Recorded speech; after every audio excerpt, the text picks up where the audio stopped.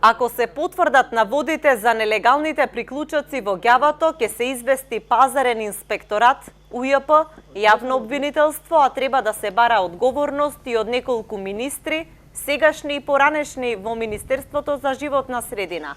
Велат од Државниот инспекторат за животна средина. Од инспекторатот за Канал Вис велат дека Министерството за животна средина незаконски управува со хидросистемот ѓавато.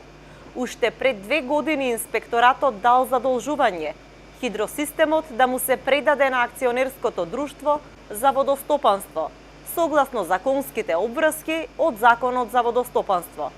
Според Државниот инспекторат, Министерството за животна средина работи спротивно на Законот за води и ги крши членовите 28 и 245 од тој закон, со тоа што физички и правни лица ја користат водата од хидросистемот без да плаќаат надомест и ги ставаат во нерамноправна положба граѓаните на државата кои имаат посебни дозволи и постапуваат според нив. Вработениот во хидросистемот ѓавато Маријан Николовски, кој проговори за нелегалните приклучоци, вели дека хидросистемот работи со половина од вкупниот капацитет заради хидроцентралата Топлец, но и за диво приклучените кои наводнуваат стотина хектари бесплатно.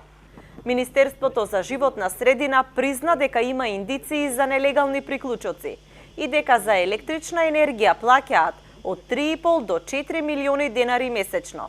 Па сега за лаиците што не знаат, хидросистем моментално работи со 400 литра во секунда. Значи се вклучени се 2 мотора по 400 киловати и 4 пумпи по 100 киловати, па нека пресмесат тие што разбират проблематиката колку се дава за струја. Сега јавно ќе ги повикаме државните институции кои се надлежни за ова да го решат проблемот. Ја ќе го повикнеме јавниот обвинител, тука има работа и за јавен обвинител, за полиција и така натаму. Главниот водостопански инспектор Лидија Зафировска вели дека досега немаат вршено вонреден инспекциски надзор, бидејќи немало поднесено представка од Министерството. Сепак, по објавените прилози на Канал Вис за расипничкото трошење на хидросистемот, Министерството вчера поднело представка до инспекторатот и утре во Богданци ќе има вонреден инспекциски надзор во хидросистемот ѓавато.